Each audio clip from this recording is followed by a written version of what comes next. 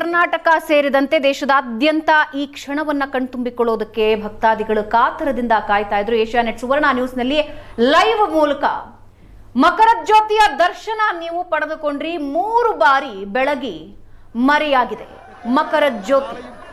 ಆ ಒಂದು ಅದ್ಭುತ ಕ್ಷಣಕ್ಕಾಗಿ ಇಡೀ ಭಕ್ತ ಸಮೂಹ ಕಾದಿತ್ತು. ಈಗ ದರ್ಶನ ಪಡೆದ ನಂತರ ಗರ್ಭಗುಡಿಯ ಅಯ್ಯಪ್ಪ ಸ್ವಾಮಿ ಮೂರ್ತಿಯ ದರ್ಶನಕ್ಕೆ ಹೋಗ್ತಾ ಇರೋದನ್ನ ನೀವು ನೋಡ್ತಾ ಇದ್ದೀರಾ. ಲಕ್ಷಾಂತರ ಭಕ್ತರು ಶಬರಿಮಲೆಯಲ್ಲಿ ಹಾಜರಿರ್ತಾರೆ.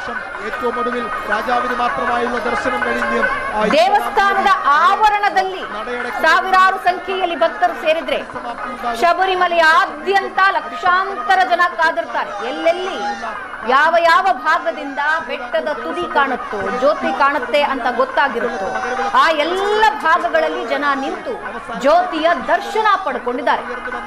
3 ಬಾರಿ ಜ್ಯೋತಿಯ ದರ್ಶನವಾಗಿರೋದನ್ನ ನೀವು ದೃಶ್ಯದಲ್ಲಿ ನೋಡ್ತಾ ಇದ್ದೀರಿ. ಪುಟ್ಟ ಪುಟ್ಟ ಮಕ್ಕಳು ಮಾಲಾಧಾರಿಗಳಾಗಿ ಅಯ್ಯಪ್ಪ ಸ್ವಾಮಿಯ ದರ್ಶನ ಪಡಿತಾ ಇರೋದನ್ನ ನೀವು ನೋಡ್ತಾ ಇದ್ದೀರಿ. ತಿರುವಾಭರಣ ಭೂಷಿತ ಅಯ್ಯಪ್ಪ ಸ್ವಾಮಿಯ ದರ್ಶನ ಪಡಿತಾ ಇರೋ ದೃಶ್ಯ ನೀವು ನೋಡ್ತಾ ಇದ್ದೀರಾ. ಒಂದು ಕಡೆ ಮತ್ತೊಂದು ಕಡೆ ಮಕರ ಜ್ಯೋತಿಯ ದರ್ಶನವಾಗಿರೋದನ್ನ ನೀವು ನೋಡ್ತಾ ಇದ್ದೀರಾ. മകരവിളക്ക് ദർശനം കണ്ട് അതിന്റെ സായുജ്യമടങ്ങി ആ പുണ്യവുമായി തീർത്ഥാടകർ മലയിറങ്ങി തുടങ്ങുകയാണ്.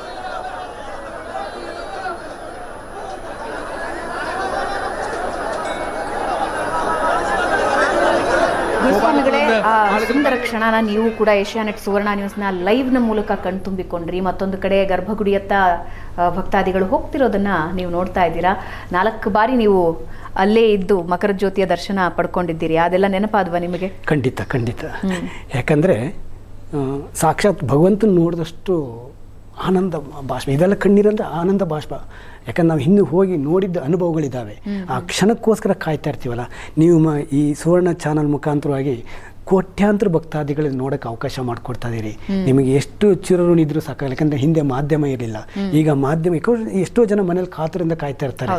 ಈಗ ಗಣಸರು ಅಂದರೆ ಅಯ್ಯಪ್ಪ ಮಾಲಾಧಾರಿಗಳು ದರ್ಶನ ಮಾಡ್ಕೊತಾರೆ, ಬರ್ತಾರೆ. ಮನೇಲಿದ್ದರೆ ಯಾರು ನೋಡೋಕ್ಕೆ ಸಾಧ್ಯತೆ ಇದೆ? ಈ ಮಾಧ್ಯಮ ಬರೋಕ್ಕೆ ಹೋಗಿ ನಿಜವಾಗ್ಲೂ ಲಕ್ಷಾಂತರ ಕೋಟ್ಯಾಂತರ ಭಕ್ತಾದಿಗಳಿಗೆ ನೀವು ಇದ್ರ ಮುಖಾಂತರ ತೋರಿಸೋದ್ರಿಂದ ಅವ್ರ ಮನೆಯೂ ಸಹ ಬೆಳಗ್ದಷ್ಟು ಪಾವನ ಆಗ್ತದೆ. ನಿಮಗೆ ನಿಮ್ಮ ಚಾನಲ್ನವರಿಗೆ ಎಷ್ಟು ಚಿರಋಣಿ ಇದ್ರೂ ಸಾಕಾಗಲ್ಲ. ಒಂದು ಅರ್ಥದಲ್ಲಿ ಸಾಕ್ಷಾತ್ ಭಗವಂತನ ಮನೆಗೆ ಕರ್ಕೊ ಬಂದಂಗೆ ಆಯ್ತು. ನನಗಂತೂ ತುಂಬ ಸಂತೋಷ, ತುಂಬ ಖುಷಿ ಆಯಿತು. ನನಗಂತೂ ಅದು ಹೇಳ್ಕೊಳಕ್ಕೆ ಇರೋದಿಲ್ಲ. ಯಾಕಂದ್ರೆ ನಾನು ಸುಮಾರು ಚಾನಲಲ್ಲಿ ವಿಸಿಟ್ ಕೊಟ್ಬಿಟ್ಟು ನಾನು ಈ ಲೈವ್ ಬಗ್ಗೆ ಮಾತಾಡಿದ್ದೀನಿ. ಆದರೂ ಸಹ ಈ ಒಂದು ಕ್ಷಣ ನನಗೆ ಬೇರೆ ಟೈಮಲ್ಲಿ ಬೇರೆ ಟೈಪ್ ಇರುತ್ತೆ. ಬಟ್ ಆ ಕ್ಷಣ ಬರುತ್ತಲ್ಲ, ಆ ಕ್ಷಣಕ್ಕೆ ನಿಜವಾಗ್ಲೂ ನಾವು ಎಷ್ಟು ಭಗವಂತನ ನೆನೆಸ್ಕೊಂಡ್ರೂ ಸಾಕಾಗೋದಿಲ್ಲ. ಯಾಕಂದರೆ ನಮ್ಮ ಪಾಪಕರ್ಮಗಳೆಲ್ಲ ಕಳೆದ್ಬಿಟ್ಟೆ ಅನ್ನೋ ಅರ್ಥದಲ್ಲಿ ನಮಗೆ ಅದನ್ನು ನೋಡಿದ್ರೆ ಪಾವನ ಆಗ್ತದೆ.